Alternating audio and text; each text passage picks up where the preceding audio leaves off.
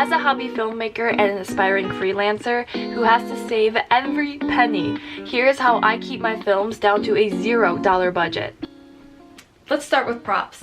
The number one way to acquire props that will cost a little bit of money is to go thrift shopping, rummage sale shopping, and get all the secondhand stuff you can. Thrift shops, secondhand stores, rummage sales, other people who are just downsizing, take what you can get and use that towards your films. If there's some specific,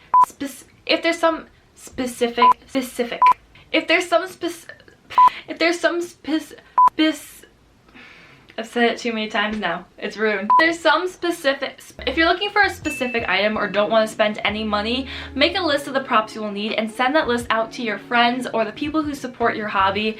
And most of the time they will give you these things to borrow just for your film, and it's a great way to get props completely for free. I've done this many times and have built several different sets based off of things that my friends have gifted me for the time being. Or if you're feeling up to it, you can make your own props in many cases. Of course, it depends on the film. Some films are not gonna work if you make your own, but I've definitely made quite a few of my own props, such as like artwork or letters or just things like that where you kind of hand write it, hand draw it. You gotta do what you gotta do when it comes to a $0 budget, and sometimes what you gotta do is take the time to actually hand make everything in your film. Yeah. It's cold out here. I live in the Midwest and we got hit with a snowstorm along with like a negative 30-something degrees weather with wind chill. I think I'm ready to go back to Texas.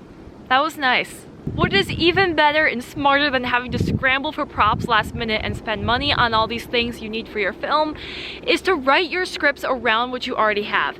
Mentally make a list of the things you already have, the things your friends have, and every place that's available to you. So like I write most of my films to accommodate the home I have, the yard I have, the parks near me, so I know that I don't need to spend money or travel to make the films I want to make. Use a free editing software. I used Lightworks for a time. It's very simple. I'm now starting to use HitFilm. It's a little more complex and there is a paid subscription membership option. There you can pay for more features, but I just use the basic one and there are so many features in that, so I would recommend HitFilm above Lightworks, but both of them are great. And there are actually a lot of free softwares available, and I really recommend, especially if you're just starting out, to just begin with that. This is like my favorite thing. It's a giant milk jug that you then pour into a little milk jug. How awesome is that?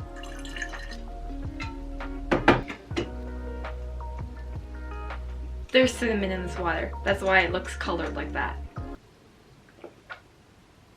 Okay. My number one way, and so far the only method I've used to find people to star in my films, is to just ask my friends.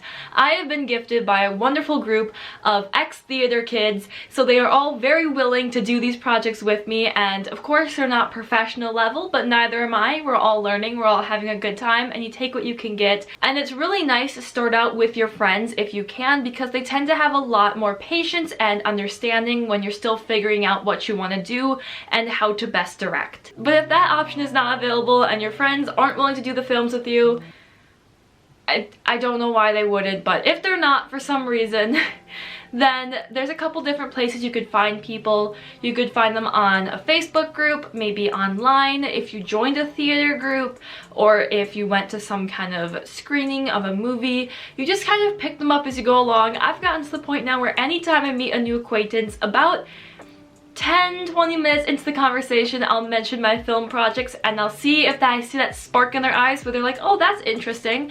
And if I see that interest in them, I'm like, do you want to be in one? Great, give me your number. So kind of just recruit them as you go. And make sure you start off from the get-go with a clear understanding that you will not be spending any money for them to be in your films. It's simply a passion project that you want everyone to be a part of, and when it comes to costuming, they can pull things out of their own closet or you can pull things out of your closet for them. Don't make them go buy costumes or props. Another big one is locations. So much money from films goes into renting out locations to film. Of course, where you live is going to be very different. If you live in a city, it might be a lot harder to get your films done than if you live in a quieter neighborhood. I happen to live in a little bit of in between, but it's honestly pretty quiet here, so I film in my backyard, in my room, in my friends' houses, and basically use any place that already is public domain to film. However, if I did need to film in some place that was blocked for some reason, such as I'm hoping to film in a church soon, just talk to the owners first. Try to find places that are small and not a big corporation, and tell them about your project and just see if they're willing to let you film for an hour or two. And if you are filming in someone else's space, of course, be very accommodating. If they still want to have customers or people in their location, be respectful of them. Anywhere you go, be respectful of the people who are not a part of the film. Put your camera down when they walk by, etc. And if you do that, then they will respect you back and allow you to film in their locations free of charge, usually. Do not spend money on equipment. Please. I can get behind buying a small camera or a ring light just to get by, but at the end of the day, let's be honest, iPhones are better than a lot of cameras out there, so if you have an iPhone camera, you're good to go. If you are out of school, and even if you're not in school, you can rent your own equipment, so that still costs money, but it's much better than buying things. But something I've noticed too is a lot of people who buy new equipment still don't know how to use their old equipment. So before you go to make a purchase to better your films, do lots of research, like extensive research, to understand if that's actually something you need, and then also do as much research as possible on the equipment you have purchased and learn every single setting. Learn how everything works on that camera. I bought the G7X Mark II Canon camera when I first started YouTube, and I'm still learning how it works, and every time I learn something new, my film improves more and more and more, and so I have no need to buy another camera anytime soon because I'm still figuring out this one and how to make it work to the best ability for me. But if you continuously purchase your way out of filming hindrances,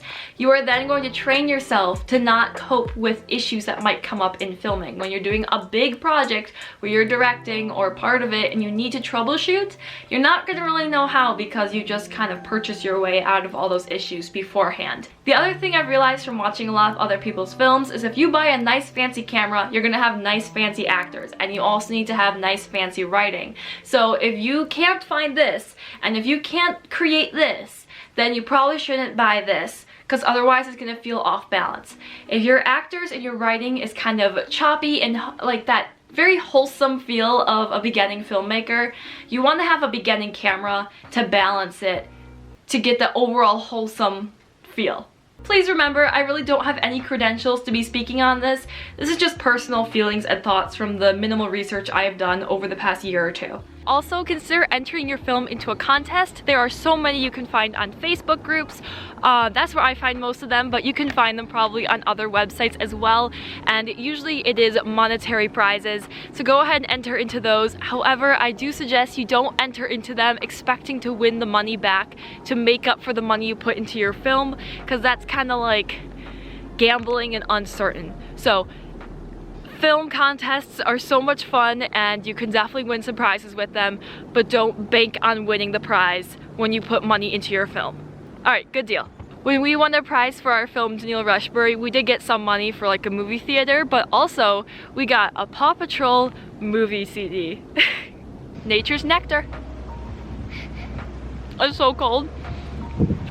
Let's go back inside. Yeah. And although I'm sure you've heard this a million times, I will stand by it that at the end of the day, it is not about the money, about the equipment you have, or the budget you have in your film. It's about the skill and the time you're willing to put into it. Of course, there are some things like sci-fi or certain films that definitely a good budget where you can hire CGI or all the effects you need will greatly benefit your film, but you really don't need it to be skilled. The skills come from in here, your soul, wherever. It comes from inside of you, not from your wallet. So don't forget that.